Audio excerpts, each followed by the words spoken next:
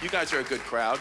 You know, it's, you guys, good energy. It's mostly white people, so it's not like explosive, but it's good enough, you know? Listen, I'm white. It's hard. It's hard to be white. I deal with it, but it's hard. I have white issues, fucking eczema, you know? Scoliosis, gluten allergies, all, you know what I'm talking about, dude. Moderate to severe plaque psoriasis, you know? Ailments. And then we have ointments that help with the ailments. Look at this beautiful crowd, dude. Yeah. You know why I like this city? You could still get punched in the face in this city, and I respect that. That's good. Just get popped.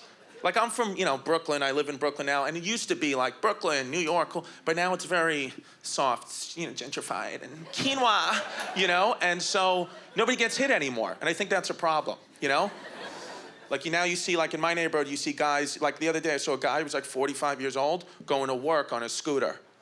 He was on a scooter, not a Vespa, okay? He was on a fucking scooter, just like that, just ripping it down the street. Suit, helmet, scooter. Big smile on his face. I'm like, what are you smiling at, dude? Do you think your wife's not cheating on you? You're on a scooter. What do you think? You think you can just leave the house on a Fisher-Price one day and her not bang the neighbor? It's happening. As it should be. Think about your father right now. Put that man in your head. Could you imagine if he left the house one day on a scooter? I mean, that would be a pivotal moment in your life. You change as a person. I would look at my mom and be like, Mom, listen to me. Dad's gone, okay? Just forget about Dad. I'm 6 years old. I run the whole operation now. So let me go learn like shapes and shit, because Dad's playing fucking hopscotch. It's a wild world. It's just nuts. I'm telling you, it's because nobody gets hit. That's the reason. You can't hit anybody, so people just do whatever they want, you know? Everyone's coddled. It's very coddled. You didn't know anybody with a peanut allergy before 2007. That's a new problem. I went to school in New York City, 9 million people, 0 peanut allergies. There was not one. Now there's conventions, tables. Everyone's got a peanut allergy. Like, I have a nephew, 12 years old, peanut allergy. And he talks shit. That's the interesting part about this kid. He's talking shit with a peanut allergy in a peanut-friendly world. It's like, what are you doing? You can't... He's like, well, I say whatever I want. You know, my mom says we're all created equal. I was like, yeah, listen, not you. I can kill you with a fucking pecan, okay? So I know what your mother says. You want to look at memes and shit? I'll bring a Snickers in here, your arms will blow off. So you gotta understand, certain things just don't apply to you. Shut your mouth. Shut up. But he can't. He just can't. He just wants to talk, because he's got, you know, his mom is just like, speak your truth, you know? It's just like, so he slept at my house the other day. I was like, buddy, look, I'm your uncle, all right? What does that mean? I don't really love you, okay? I mean, like, you're all right. You know, your mom is my sister, and to be honest with you, she's a bitch too. Like, the both of you are just like, but I don't want to see you get hurt. So just don't talk. But he can't. Sleeping over. It's like 3 o'clock in the morning. You know, just check on him, make sure the kid's okay, open the door. First of all, he's laying in bed just looking at the ceiling at 3 a.m. I'm like, what, are you going through a divorce? You're fucking 12. Go to sleep. I'm like, are you okay? He goes, yeah, I'm fine. What's your problem? I was like, what do you mean, what's my problem? What's your problem? He goes, oh, what's my problem? You're my problem. I was like, no, cashews are your problem, okay? Are you kidding me? I haven't been able to bring an Almond Joy within 1,000 feet here since I met you, bubble boy fuck. I'm not your problem, okay? You're allergic to peanuts. You have a real problem. Uncle Chris doesn't pay attention to me. Doesn't pay attention to you? I have to walk around with an AK-47 full of epinephrine anytime I take you outside in case you step on a fucking walnut. I can shoot in the neck from 1,000 feet away so you don't go into anaphylactic shock at the zoo. But I'm the problem, you know? People just don't get hit. I'm telling you, nobody gets hit. That's what it is. Like, I have a kid. I have a 3-year-old daughter, and I'm like an outcast of my friends. They think I'm like, they can't believe it. You know, my friends, they're like, you're a little young to be a dad. I'm like, well, I'm 33. They're like, it's a little young. I'm like, if this was 100 years ago, I'd almost be dead right now. Do you understand that? I'd be dying of tuberculosis right now. My kid would be 28 years old. Like, I disagree. That's what they always say, I disagree. I'm like, what do you mean? The other day he said, one of my boys, he was like, you know, just because I don't have children, that doesn't mean I'm not a parent. I'm like, that's exactly what it means. It's word for word what it means. I disagree. What? He goes, yeah, just because I don't have children, whatever. He's like, maybe I don't have children. I have cats. Am I not their father? I was like, you're not their father. I could tell you with zero brain energy, you're not their father. Okay, I have a human child, you have a cat. You can love the cat, but it's not. He goes, no, the cats are my children. I was like, what did you just say to me? He said, the cats are my children. I'm like, you're living in one of the only times in history where you're not gonna get killed for saying what you just said. So thank God it's 2018 and you're in your safe space, because if this was like 300 years ago, Salem, Massachusetts, and you walked into that village and you said, these are the children, my cats, they would burn you at the stake immediately. There'd be no questions asked. You'd be tied to a piece of wood and set on fire, and the whole town would clap and laugh at you because we got rid of the witchcraft. But now I have to read your blog or I'm the asshole? Fuck you. Can't do it anymore. Not gonna do it. I'm not gonna do it. I just, you don't care. It's a wild thing. And the older generation, like, they don't get it. Like, not everybody's gonna agree with you, and that's okay too. Like my father, he was born in 1948 in Brooklyn. He's like a garlic knot with a heartbeat. He doesn't know when you're like, sir, you're using the wrong pronoun. He's like, what's a pronoun? He would just have no idea. So just leave him alone. Like my dad, he just thinks everybody's gay. That's what he told me the other day. He goes, you know what, Chris? I did the math. Everybody's gay now. I'm like, what math? What are you talking about? You did the math. He goes, no, just, everyone's gay. I'm like, that's not, there are gay people, but not everybody's gay. He goes, yeah, no, everybody's gay. I was like, not everybody. He goes, yeah, you're gay. I was like, I'm not gay. And then he just looked at me. I was like, am I fucking gay? Like when your dad just, he knew. You can't even be healthy around, if you try to be healthy around my father, gay. Like I had a blueberry yogurt once when I was 15. It's never been the same since, never. If he was here right now, he'd be like, lick the microphone, Chris, so you know you want to. So just lick it, dip it in the Chobani, go call your boyfriend. The last time I was here, I was performing on a TV special hosted by the Muppets, which is a great honor. I grew up on the Muppets, and I had to follow Fozzie Bear. I'll tell you something about Fozzie Bear. He's actually a pretty good comedian. And, well, no, the joke of Fozzie is that he's a bad comedian who also is a bear. But he's actually a great comedian, and then he's got that joke parachute catchphrase, waka, waka, waka, which is his get her done, if you think about it. And so Fozzie's just killing on stage. And even when he's not killing, he's killing. And so I'm watching from the wings of this giant theater, and I'm thinking like, oh no, like this isn't gonna go well for me, for a very specific reason. When people go to see the Muppets, they don't want to see people. I just want to see more Muppets. It's like when you're watching Sesame Street and Gordon and Maria wander in the frame, and you're like, out of there. We want to see more of the creature who lives in the garbage. So Fozzie's killing, and then he's heckled off stage by Stadler and Waldorf. That's the gay couple that lives in the balcony. And if that's not the case, I'm so confused. They go to theater 7 nights a week, and they bitch about everything. I mean, what are the clues here? And so Stadler and Waldorf heckle Fozzie, and then they introduce me, which is an insane precedent for hecklers. This idea that if a heckler defeats the comedian, they're somehow in charge of the show.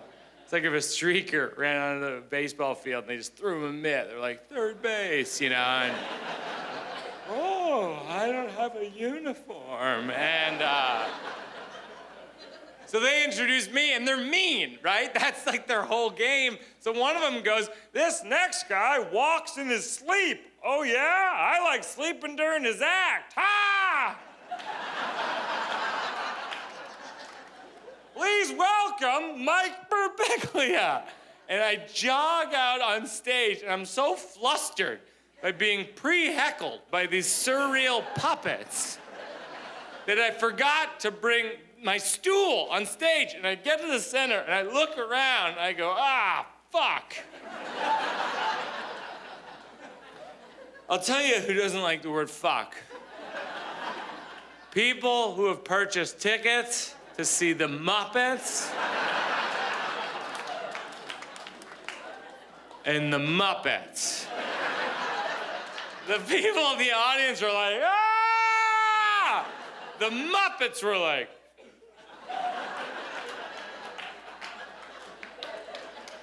I go, sorry about that, and I jog off stage. And I jog back on stage, this time with the stool, but there's nothing I can do to get the audience on my side, because not only am I the guy who cursed during the Muppets, as far as these people know, I'm the guy who curses exclusively on the Muppets. Not even in the context of a joke. I'm just this guy who jogs on stage, says, fuck, and then jogs off stage. I'm like the villain of the Muppets. I'm like fuck monster, which is what I've been trying to get my wife to call me for years. So I'm bombing on the Muppets, literally the opposite of my childhood dream come true. When I was a kid, I remember thinking like, maybe someday I'll be on the Muppets, but I never thought, maybe someday I'll be on the Muppets, and it's not gonna go so well. After 10 minutes of this, I walk off stage, and I'm defeated, and I'm not making this up, I was consoled by Kermit. Really, he was like, I thought you were good, and I was like, not now, you know, and I just wasn't ready for it, and I just felt so bad, but the more I thought of it, the more I thought, like, maybe I'm being overly prude on behalf of the Muppets. Like, if you think about it, the Muppets have seen a lot. They're like 75 years old. Like, you think when the cameras aren't rolling that Animal doesn't curse? You think Animal's never like, this fucking snare drum sounds like shit? Pretty sure Janice has tried heroin. You know what I mean? Like, you think Janice is never like, Kermit, I am like so fucked up. Can I use your leg to tie off my arm? That's a Muppets heroin joke, and I'm pretty sure if there's a hell, I'm heading there. But I've tried not to curse on stage, you know, but you know, I've released probably 5 comedy albums that don't have the explicit lyrics label on them, but I sometimes I feel conflicted because a lot of comedians I admire most did curse on stage. You know, Richard Pryor and George Carlin, and some of them who famously don't curse are secretly criminals. This is fun for me, just watching 50 people mouth Bill Cosby. It's all couples here. There's a lot of couples. Everybody all coupled up in here? No, not at all. Single people? That's the way to play it, man. It's the summertime, right? Go out and catch that dick. She's excited.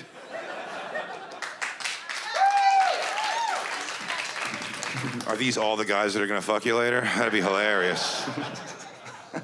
You're right. It may be too light outside for this brand of comedy.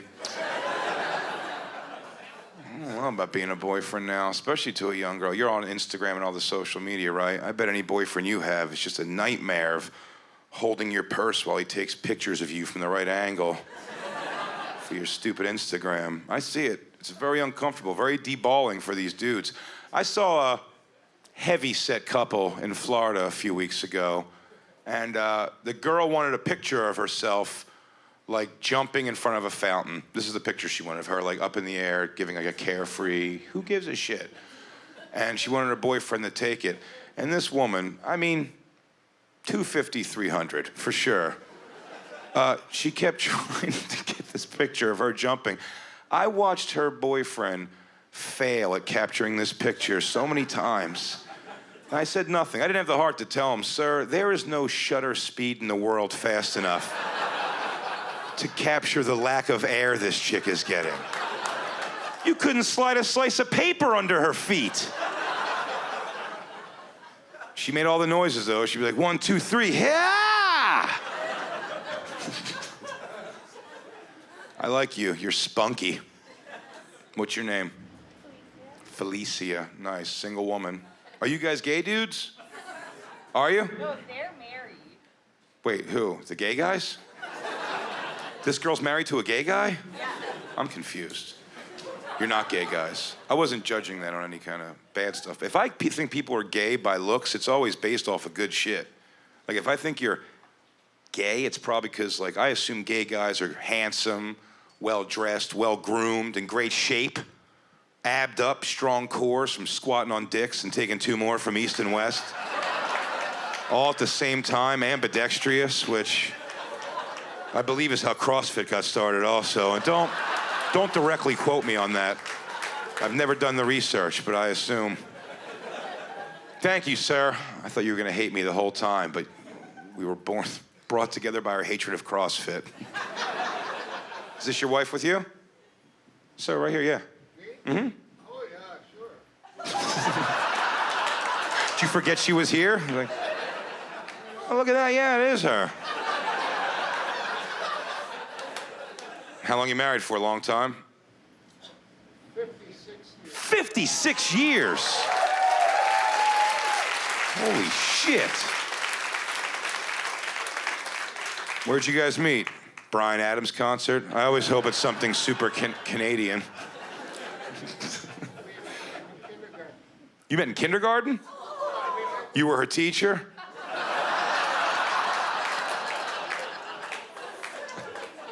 Sorry, sir, this happens in comedy sometimes.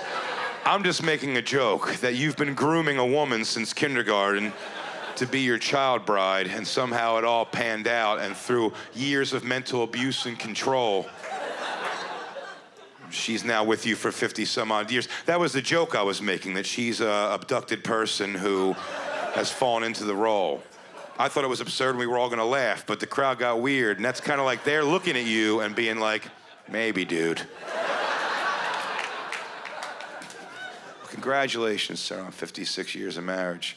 How do you keep the magic alive? Anal? No, I'm kidding. That's not what he said. He didn't say that. I'm gonna get out of here before that guy fights me. Just celebrated my 2-year wedding anniversary a month ago. Yeah, get that shit up.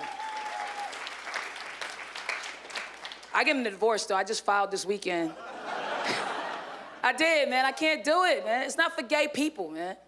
We fought for the wrong thing. We should have fought for a tax break.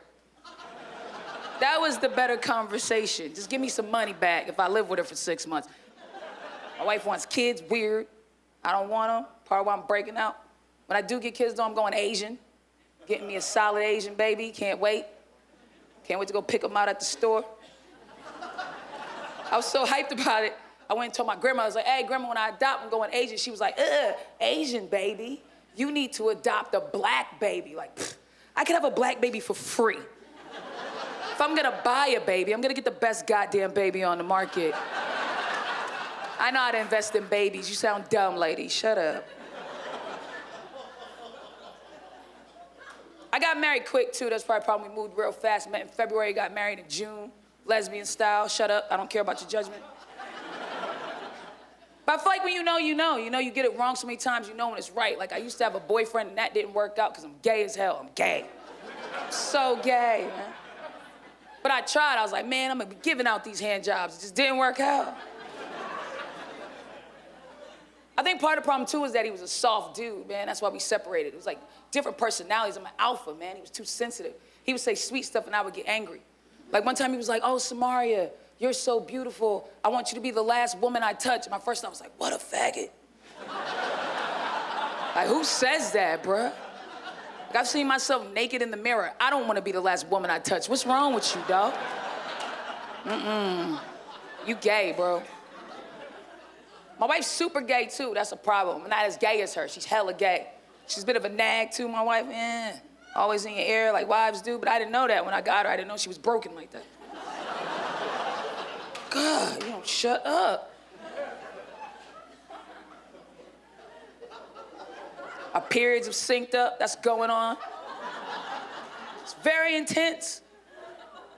It's crazy. I didn't even think about the sync up when I got gay married. Didn't even put it in my mind as a problem.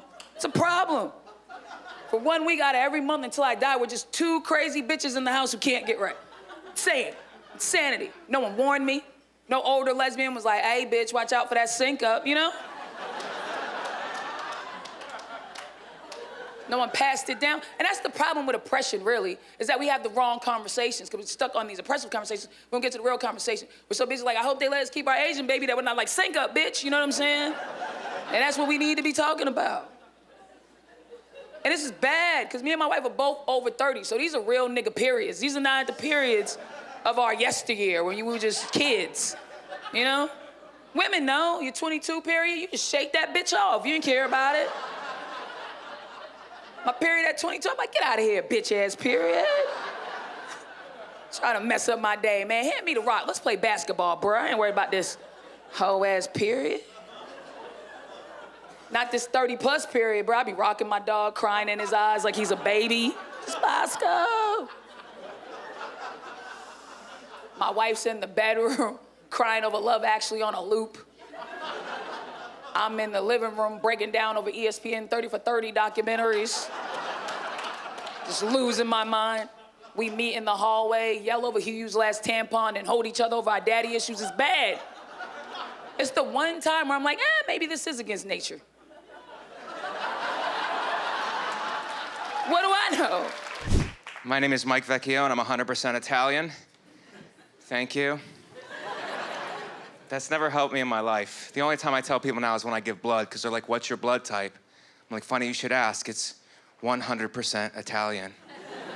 They're like, that's not at all what we mean. I'm like, it's what I mean, because I want my blood to go to somebody eating, yelling, or holding a grudge for no reason. Because that's what Italians are good at. And gambling, losing at gambling. My father had a gambling problem. He lost our house when I was 11. But he didn't come home and say, I lost the house. He came home and said, Mike, how would you like to go camping forever? That's what he called it when he lost, everybody, camping forever. There's no help for gamblers. There's one sign as you drive into Las Vegas, says, gambling problem, please call this number. That's ineffective. It should at least say, gambling problem, I bet you won't call this number. That would be more effective. Thank you. You guys are too kind. You guys are a great crowd. Millennials, you guys are here. Thank you for coming. And thank you for paying attention. I know it's very hard for your people. I know you're probably on 12 different kinds of medications to make that happen, according to the articles that I've read. I know you have tough jobs as gluten-free web designers and vegan Uber drivers and Bitcoin Venmo managers. Or 5 jobs I could have had when I got out of high school. 5 I could have had. There was a band called The Village People. Those were your job choices. I was an Indian chief from 1991 to 1995. That's true. Thank you, guys. I'm not just saying that for shits and giggles. That's true.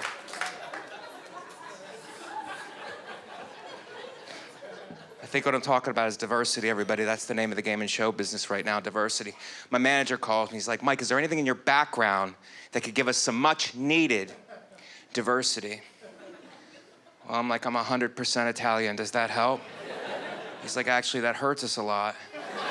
So if you cannot mention that again, that would be a big help. And he's like, what about what's going on inside of you? Is there any diversity there? I'm like, what do you mean? He's like, with your feelings. Sometimes do you feel like a woman that is trapped inside of a man's body? Because that's a story we could tell. I'm like, no, that's not really happening. But I was born C-section. So I was a man who was trapped inside of a woman's body. Thank you. I'm a hero. Thank you. I don't like to call myself a hero, but I'm doing it now because it's on television. Ladies, you're great, okay? But I think I can speak for all the men in the room right now. Please stop cutting our penises off and throwing them out of car windows, okay? It still happens, mostly in Florida, but it happens. The police in Florida found a severed penis on the side of the road with a condom on it. I'm like, wow, that guy was worried about the wrong things. Thank you. Thank you. You guys are nailing it. You guys are a great crowd. You understand me. You understand me. You're doing a great job.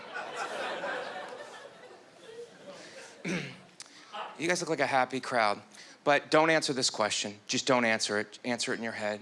Is anybody with somebody right now? You're coupled up, you're with somebody, and you're like, after this weekend, I am going to break up with this person. This person is fucking done. I can't stomach them for one more day, but I don't want to ruin the weekend. So, but pretty soon it's going to be over. I've been through a lot of breakups, and I usually take the women I break up with to a restaurant because I feel like, you know, it's a public place and they won't cause a scene. But I don't want to offend anybody. Can I share a secret with you guys? Bitches are crazy now. They will yell at you right in a fucking restaurant. So you know what I do? I take her to a Chinese restaurant. That way, if she's yelling at me, it just seems like she works at the restaurant. I come from a good family, everybody, and my parents gave me some very bad advice growing up, and this is the advice. It's gonna sound like good advice, but it's really terrible. And the advice is this: always give 100%. And if you're young and you're in the crowd, I'm in my 40s, and I have to tell you, that's not possible. If you give 100% at all times, you will end up in a fucking mental institution, okay? But you have to try sometimes. So what I do now is when I walk into a situation, I look at my cell phone. Whatever percentage my battery is at, that's how much effort I give. Thank you. Like for tonight's show, they're like, Mike, this crowd deserves 100%. I'm like, 37% is what they're gonna get unless somebody has a charger, you know? You guys are good looking too. You guys are hot, and not just the women. Guys, you too, you're sexy. Is anybody gonna have sex tonight? Is everybody gonna do it? Yeah, it's always the quiet ones who really have it. You guys are quiet, so that means you're really... Here's some advice, okay? Either have drunk sex or role play. You can't do both. I tried, I'm a great actor. Could not pull it off. The role that I chose, postal worker. That's a very juicy role for intercourse, okay? Because I feel like with every pelvic thrust, you're delivering the mail. It parallels very well to intercourse, you know? And you're having sex doggy style, so it's like mailman dog. There's that natural, your natural enemies. It makes it hotter. I don't know why, but it does, you know? So I'm having sex doggy style as a postal worker.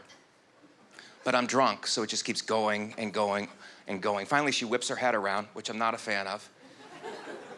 And she goes, when are you going to come? And I stay in character. I'm like, 3 to 5 business days, okay? Because I'm a fucking postal worker. I went to Chinatown today. Beautiful. I'm from the States. There's Chinatowns everywhere. Chinatown, New York. Chinatown, LA. Chinatown, Montreal. I went to China. I was hoping to find an America town. Just a bunch of fat white people dipping food in ranch dressing, looking for free Wi-Fi all day. So I'm from the States. We got a new president, pretty sweet. Trump. I gotta say, very smart man, very intelligent. Honestly, he beat all his established politicians at their own game, took him down peg by peg. He got the gig. He's the president of America, of the United States of America. Very smart, very intelligent, extremely limited vocabulary. Everything with him is always extremes. It's the best, the worst. There's no middle ground.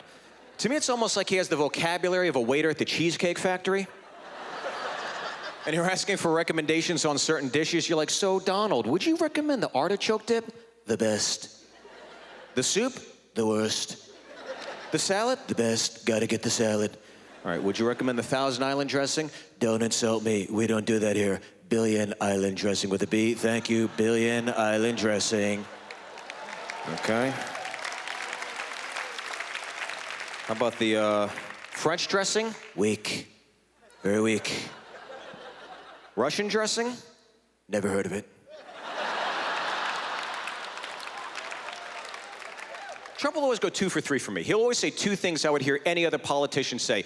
It is the 3rd thing he says that makes him Donald Trump. To me, he always reminded me of a guy that shows up a little too eager at a college keg party. It's 9 o'clock at night. He's saying all the right things out of the gate. So he's like, all right, guys, got a lot of beer in the coolers. We gonna party tonight? Every guy's like, we're gonna party. Get some pot, get some girls. We're gonna party, right? We're gonna party. Then we're all gonna blow each other. What the fuck did he...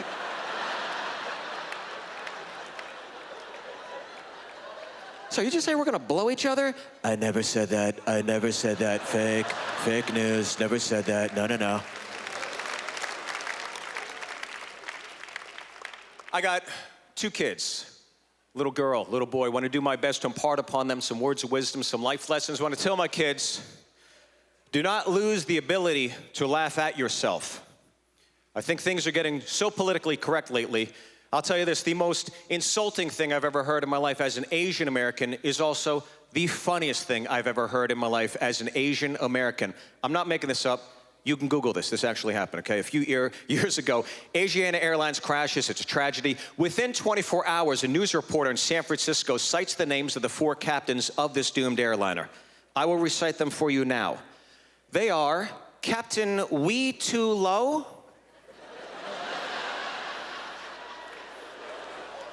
Captain Bing Dang Ow.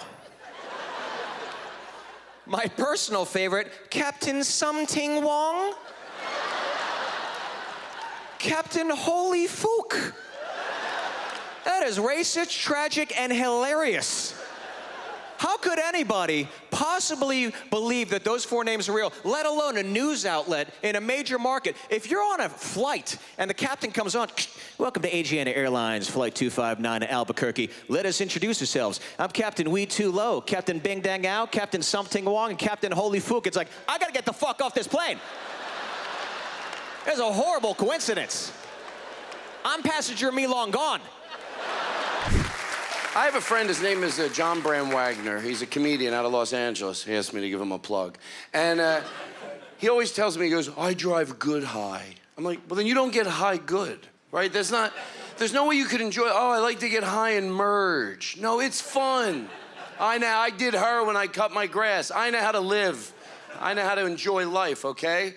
I like to smoke most of the time with people that are a little bit younger because they'll talk about how high they are. And when I'm high, I like to talk about how high I am.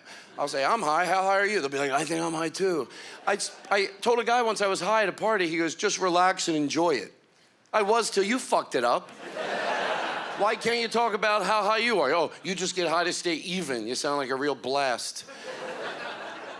And I like to tell people because I think sometimes they understand where it's coming from. I think when you smoke, it brings out a childlike wonder in you, an innocence, that if people know you're high, a full-grown adult, it makes sense. You'll say something, they know you're not trying to be funny, you just have your guard down, and you just said what was on your mind like a little kid, and because you're high, they accept it, and it can be funny. So I smoked once before I got on a plane. I took an edible. I only did it twice. It didn't work, and I'll tell you why. I sat down on the plane, the lady next to me, and it really started to hit me. And she asked me she goes, do you want one of my Reese's cups? And I said, I want both. Because I don't want one Reese's cup. I really don't. I know that sounds piggish. Oh, would you rather have none? Yeah, I mean, I'll eat it, but I'm not, oh, it's done. Oh, thank you for that miniature Reese's cup. Oh, it changed my whole life. I don't want a Reese's cup unless there's another bowl waiting to be eaten. Oh, there's one in my mouth, there's one in the bowl. There's one in my mouth, there's one in the bowl. The last Reese's cup, I don't even give a shit. I'll be like, yeah, who cares? I'm not gonna enjoy it. I'm not a fan of big food. Some people, even nice people, they love bragging about their big food. Have you ever noticed this? They'll tell you, oh, do you ever go to that Schlimpty Schlickers? That's so good. They got the biggest sandwiches in the world. Honestly, you can't even fit them in your mouth. That's not appealing to me. I'm never eating a sandwich and going, oh, this would be so much better if I couldn't fit it in my mouth. Don't you agree? Try to get my friends to agree with me. Don't ever tell anyone to take it easy. It just starts fights. Did you ever see 2 guys get into a take it easy fight? It's really sad. It really is sad because neither of them know from a distance a lot of judgment's going on. That's where most of the judgment goes on, not what you tell people. They judge you from afar. We'll get back to this joke, but let me tell you this one first. They do, they judge you from afar. You know people that go, oh, I'm the type of guy, I'm the type of guy, I'm the type of guy. No, you don't tell people the type of guy you are. People will talk behind your back, and that's the type of guy you are, not what you tell people. Take it easy. People, I've saw 2 guys, I see it once in a while still, take it easy. I'm taking it easy, you take it easy. I'm taking it easy, you take it easy. You know, meanwhile, anybody walking by knows neither of them are taking it easy. Seriously, nobody's walking by going, I guess those guys are just taking it easy. They don't want you know what it is? They don't want the other person to think that they got the best of them. So if they show they have a temper, they don't want the other person to know, you got me. So they hide behind that, thinking they're fooling anybody. I'm taking I picture that guy gets his wife involved. Honey, tell him I'm taking it easy. He's taking it easy. You should see him normally. He's very upset, right? Sometimes things bother me and I don't know why. Sometimes things bother me and I understand why. Sometimes it'll be something, if it really bothers me and I'm not sure why, it might lead back to something social that annoys me. Like even when people say something as simple as this, and I know you might think, really, is that big of a deal? People go, you know what no one does anymore? Now, outwardly I just go, oh, what? But inwardly I go, what? What don't people do anymore? Is it something about kids today? You go, and it does. No one plays outside anymore. No, you don't. Everyone else, people, you didn't. By the way, and you know there's people in this room, good, nice people, and you know you've said it. You're going inward right now, right? And you're going, not everybody, but some people are going, I've said that. Nobody plays outside like they used to. You're full of shit. And you never noticed it. You were never, be honest with me, you were never outside noticing it. You weren't outside playing, and going, I'm the only one out here again. What the hell is this? You didn't go to a skate park and go, oh, I'm the only one out here. You noticed it in your house. Because you get comfortable with death and be able to say, hey, I miss doing what everybody else still does. And do you not mind, do you have no mercy that you don't care that you lie to kids? Every old person, everyone used to play outside. No, they didn't, okay? I'll tell you, they act like in 1988, people were just going, there's no computers, everybody, have fun. Kids always like to be inside. No one ever liked to play outside, I'll tell you that right now. That's why parents used to go, get outside, and they fucking lock the door behind them. Kids would be like, let me in. Kids like air conditioning, it ends up. You can't say anything anymore. That's what a lot of people say. Can't say anything anymore. It's never a poet. Never a poet. It's always somebody that was asked nicely not to use the word retarded as an adjective. Oh, they go, you can't say anything anymore. It took on a new meaning. If you're still saying that word, you're not just saying it. You're saying, I've heard the argument, and it doesn't make sense, and I'm not being cold-hearted. What's the argument? Those people don't want to be synonymous for clumsy. Okay, does that fucking make sense? I'm holding on to that word. I want my grandchildren to be proud of me. You can't say retarded. You can't say Jew me down. You can't say gay. You can't say anything anymore. What are your conversations like if that's inhibiting you? Seriously. What? Huh? Look, I act all, I'm not even trying to start an argument. I'm just confused. You can't even mention anything anymore. You look at everything topically, you're going to get the wrong answers, even the smartest of the smart. And I do believe this is true. I think if you look at things topically, even smart people, I see how sometimes they're like, God, I just made a clean point. But topically, everything's complex. So if you say things like, it's funny, there weren't peanut allergies 50 years ago. And I can see other smart people looking at it topically. Yeah, you're right. There weren't peanut allergies 50 years ago. It's bullshit, isn't it, right? Yeah, they were called unexplained deaths. Is that okay with you? Guys, can we talk about something? It's the 21st century. We've got virtual reality. We've got cars that drive themselves, and I still don't have hands. I'm pissed. I'm pissed. Where are they? Alexa, give me hands. Alexa, where are you? I don't know what to say. I feel fine. I was born like this. I feel fine about it. I don't know. I'm having a good no arms year. Things are looking good. Really saving on scissors. Things are good. A lot of my friends are getting married. They're getting married. They're getting engaged. And when a girl first gets engaged, a newly engaged woman, what's the first thing that she wants you to notice? The ring, right? She wants you to notice the diamond ring. Now, I'm not usually the go-to person for noticing this thing, as I'm sure you can imagine. I don't notice the ring firsthand, and I had, what do I care? It's a piece of jewelry I can't wear, a body party I don't have, it doesn't work. I don't put two and two together. So I had a friend of mine who got engaged, and she was trying to, subtly hint at the fact that she got engaged by waving her hand in front of my face. Just waving her hand in front of my face. She's like, noticed anything different about my hand? Like, yeah, it's starting to look a bit wrinkly. Are we moisturizing? Let's get some St. Ives on that shit. She's like, no, look closer, look closer. This is what my fiance paid for instead of his student loans.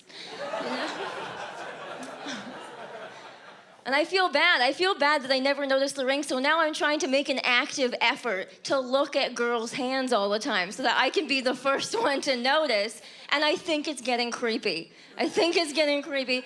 Who wants the girl with no hands to be staring intently at your fingers? Like, is she gonna take them? I don't have any experience. The only experience I have with rings is I used to wear prosthetic hands as a kid, and one time, to fit in, I tried buying a mood ring and putting them on one of the fingers. It looked ridiculous. It was always black. It wasn't good. It wasn't good. Kids were like, we don't need a mood ring to know that you're sad you can't open your juice box. We know.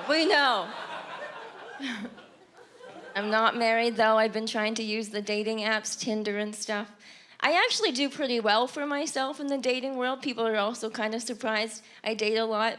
I do pretty well for myself. Here is a group of people who are doing worse than amputees on Tinder. Bald men. Bald men are the hair amputees of Tinder, okay? They are. God bless them. Girls are so rude to bald men. They don't want bald men because you know why? Because bald guys, they say, are always wearing hats. So you don't know which ones are the bald guys because they're always wearing hats. And so my girlfriends are like, well, that's very deceptive. I'm like, I don't think we as women get to say that that's deceptive because we have our own thing, right? Like we have our strategic angles, you know. We wear fake eyelashes that look like tarantulas coming out of our heads. You know, we do that too. I think I mostly am just jealous that bald men I don't have an equivalent for that. I don't have something I can fool people with the hand situation, right? It's right in your face. Men are not warning each other about me on Tinder. They're not like, bro, heads up. Don't swipe right on the chick wearing oven mitts. She's tricking you. She's tricking you. Don't do it.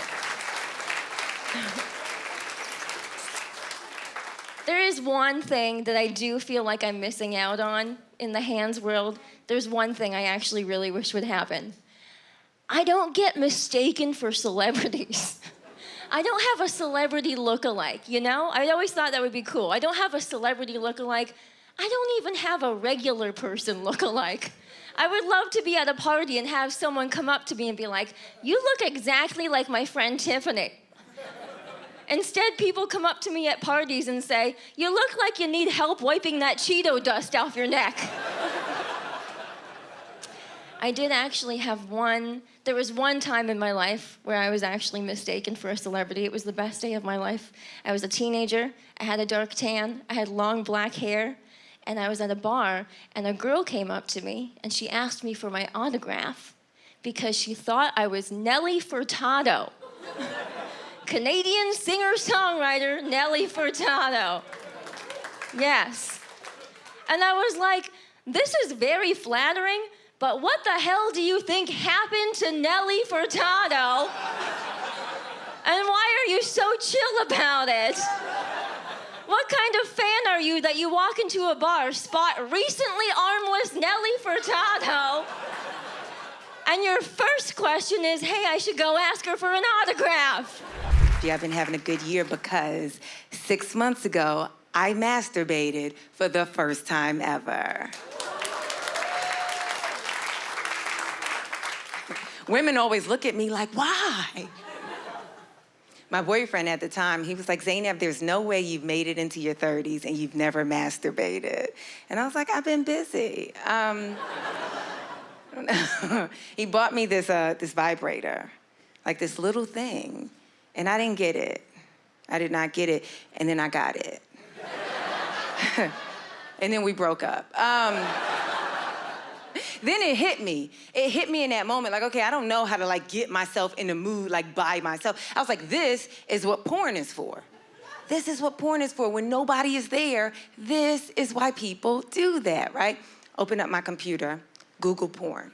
I Google actual Google porn. Porn. First video I saw the inside of a woman's entire anus. I don't mean just like, I mean inside. Like I saw kidneys and intestines. I saw Russia. I was just deep in there. I was traumatized. I closed my laptop. Walked away, I needed a break. I was like, okay, I'm gonna try this again. Opened back up my laptop. I was like, let me be more specific in my search. So I typed in make love. Doesn't exist. Pornhub didn't even give me like the courtesy Google, like, did you mean? I was like, make love. Pornhub was like, fuck are you talking about? No. So then I was like, let me put in some more descriptive things, right? I'm like, sensual, soft, things like that. Girls on girls started coming up. Like girl on girl, and it started making me feel something. I was like, I think this is working. Am I a lesbian? So I decided to give myself a test. I was like, that's a woman, she's beautiful, will I do it to her? When I was trying to figure that out, I got lost trying to figure out where she got her sweater from. I was like, no, okay. I failed at being gay that quick. And you know, like porn, like, so I realized, okay, within it, maybe the girl on girl thing, like, is my thing, right? Like, maybe that's my thing. But then there's like so many like categories. And this is just like, I know you guys, if like, I know you're looking at me like, ooh, porn, what is that? But like 75 million clicks, you guys know what the freak porn is. But if you wanna know what's going on in the world, you don't even have to watch the news. You can like just go to Pornhub and you can get a good sense of like what people in the world are like. Like 800 million people are clicking on mom fucks daughter. One of them is your neighbor. Now I'm getting in my elevator looking at people like, are you midget gangbang? How's it going, everybody? Right on. Folks, I am very happy to be here, and I mean that sincerely, because when I'm here, I'm not at home. I live on top of a laundromat with 2 other guys, and that's not a brag, just the truth. I don't want people to think I'm showing off up here. We just lucked out and got that sweet spot on top of the laundromat. When you have roommates, you argue. That's an unavoidable truth, and number one cause of arguments in my apartment is cleanliness. You might not know this about me, but I like to keep a clean apartment. I'm 36, I'm getting older. I like my shit to look nice. My roommate Ryan and I argue about cleanliness all the time because Ryan is a disgusting pig man. The other day we got into a very big argument. Ryan got very mad at me for what he called unnecessarily moving his shit, or what I called tidying the living room. It's this crazy thing I do every now and again, where I go around the living room and take things that aren't supposed to be there, and then I put them in their proper place. You know, like a real cocksucker would. And he had left a backpack and a shirt in the middle of the living room floor. Now, I'll be honest, I'm no Martha Stewart up here. But I am fairly certain that those don't fucking go there!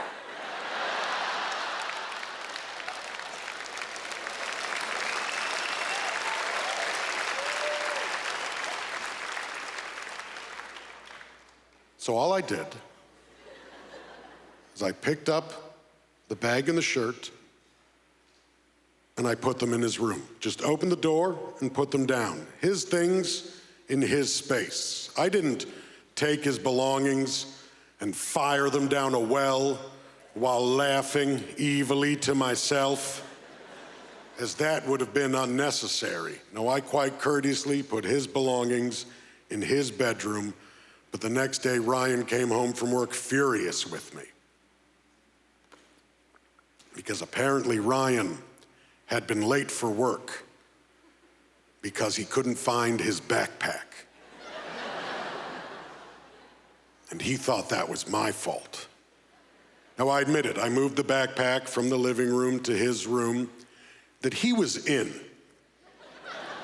He was in his room when I put his bag in there, which means he had to step over that bag. He had to step over the thing he couldn't find to go not find it in another room. I just don't think he understands how searching works.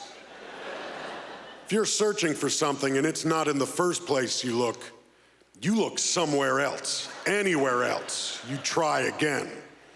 You don't just stand in the living room smoking bongs hoping the backpack finds you.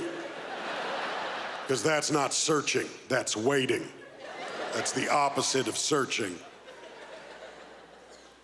And by the way, yes, for this story, we are just going to ignore the fact that my roommate's a 37-year-old man who thinks he needs a backpack to go to work. Just toss that one right out the window. But this was my favorite part. This was his excuse as to why I was wrong and he was right. And he said, well, it doesn't matter. I can leave my things in the living room if I want to because Buster leaves his things in the living room. And if Buster leaves his things in the living room, I'm allowed to leave my things in the living room. Now, Buster is not the name of my other roommate. Buster is my other roommate's dog. So now I'm worried. I'm worried that Ryan thinks he's a dog. Actually, I kind of hope Ryan thinks he's a dog, because otherwise, he's just stupid. Because thinking you're a dog or being stupid are the only reasons I can come up with as to why you would take cues for what is appropriate roommate behavior from the dog.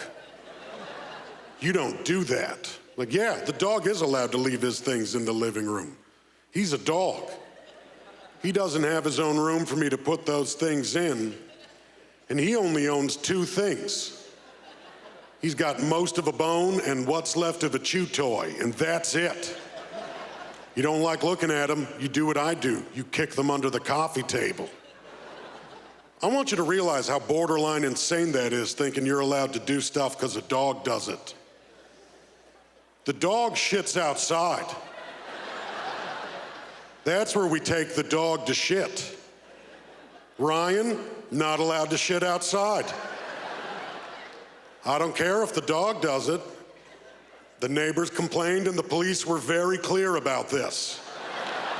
Ryan's not allowed to shit outside anymore. The dog's allowed to lick his balls in front of company. Not my favorite thing the dog does, but he can do it. Number 1, that's how he cleans himself. And we want him to have a nice clean crotch because that makes him feel more confident. Number 2, the dog can reach. It's just sad watching Ryan try.